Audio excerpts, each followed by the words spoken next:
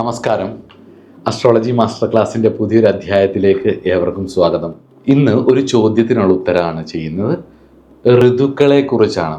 ഋതുക്കളെക്കുറിച്ച് മനസ്സിലാക്കണമെങ്കിൽ നമ്മൾ പഞ്ചാംഗ പരിചയം വേണം. പഞ്ചാംഗങ്ങളെക്കുറിച്ച് മനസ്സിലാക്കണം. 5 അംഗങ്ങളെ ഉപയോഗിച്ചുകൊണ്ടുള്ള കാലഗണനയാണ്, പാരമ്പര്യമായിട്ടുള്ളൊരു കാലഗണനയാണ് പഞ്ചാംഗം എന്ന് പറയുന്നത്.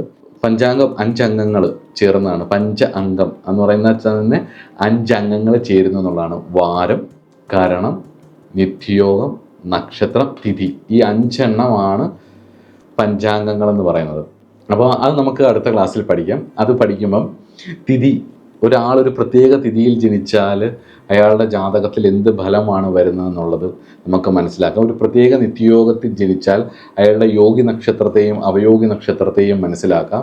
ആ യോഗി നക്ഷത്രം അയാളുടെ ജാതകത്തിൽ എന്തെല്ലാം ഗുണങ്ങൾ നൽകുന്നു എന്നുള്ളതും അവയോഗി നക്ഷത്രം എന്തെല്ലാം ദോഷങ്ങൾ നൽകുന്നു എന്നുള്ളതും കൂടെ മനസ്സിലാക്കാം. ഇപ്പോൾ 9 ഒരു ശുക്രൻ നിന്നാൽ, ശുക്രൻ അവയോഗിയായാൽ അതിൻ്റെ ദശ 9 നിൽക്കുന്നു എന്ന് പറഞ്ഞിട്ട് കാര്യമില്ല, അത് മോശമായി പോകും.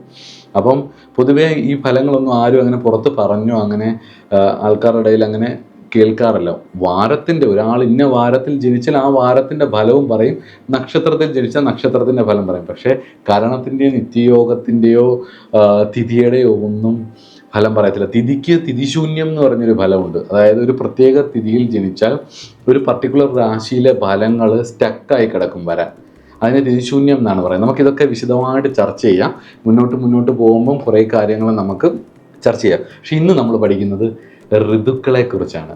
ഋതുക്കളെക്കുറിച്ച് പാട്ടുകളിലൊക്കെ നന്നായിട്ട് കേട്ടിട്ടുണ്ട്. ഇപ്പം ഹേമന്തമൻ എന്ന് പറഞ്ഞു കഴിഞ്ഞാൽ ഒരു പാട്ടിൽ ഹേമന്ത ഋതുവിനെ വർണ്ണിച്ചുകൊണ്ടാണ് തുടങ്ങുന്നത്.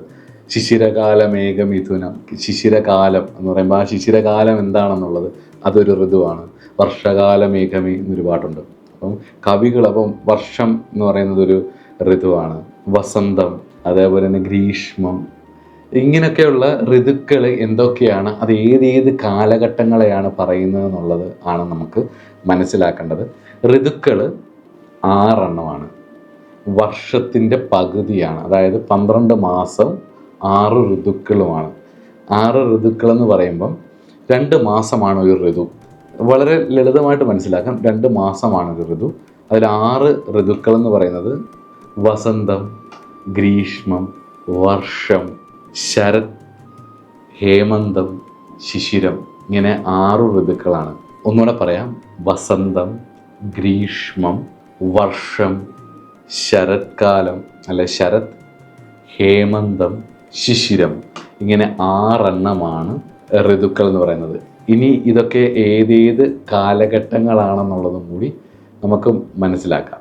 മീനം 8 മുതൽ ഇടവം 8 വരെ വസന്തമാണ്. മീനം 8 മുതൽ ഇടവം 8 വരെ വസന്തമാണ്. ഇടവം 8 മുതൽ കർക്കിടകം 8 വരെ ഗ്രീഷ്മമാണ്. കർക്കിടകം 8 മുതൽ കന്നി 8 വരെ വർഷമാണ്. വർഷ ഋതുവാണ്, അല്ല വർഷകാലം ആണ്. കന്നി 8 മുതൽ വൃശ്ചികം 8 വരെ ശരത്കാലമാണ്. വൃശ്ചികം 8 മുതൽ മകരം 8 വരെ ഹേമന്തമാണ്. മകരം 8 മുതൽ മീനം 8 വരെ ശിശിരവുമാണ്. ഇതിൻ്റെ ഒരു ഇംഗ്ലീഷ് ഡേറ്റ് നിങ്ങൾ നോക്കിയാലും മനസ്സിലാവും. ഉദാഹരണത്തിന് മീനം 8 മുതൽ ഇടവം 8 വരെയുള്ള വസന്തം എന്ന് പറയുന്നത് ഉറപ്പായിട്ടൊരു മാർച്ച് പകുതിക്ക് ശേഷം ഏപ്രിൽ മെയ് പകുതി വരെ ആയിരിക്കും.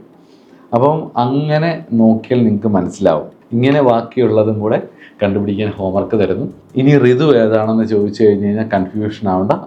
6 ഋതുക്കളാണുള്ളത്. ഇന്ന മാസങ്ങളിലാണ് ഈ ഋതുക്കൾ വരുന്നത്, ഇന്നതാണ് ഇതിൻ്റെ പേരുകൾ എന്നുള്ളത് നോട്ട് ചെയ്ത് വെച്ച് ഒരു 5 മിനിറ്റ് മെനക്കെട്ടാൽ പഠിച്ച് മനസ്സിലാക്കാവുന്നതേ ഉള്ളൂ. അപ്പോൾ അസ്ട്രോളജി മാസ്റ്റർ ക്ലാസ്സിൻ്റെ പുതിയൊരു അധ്യായത്തിൽ കാണാം. നമസ്കാരം.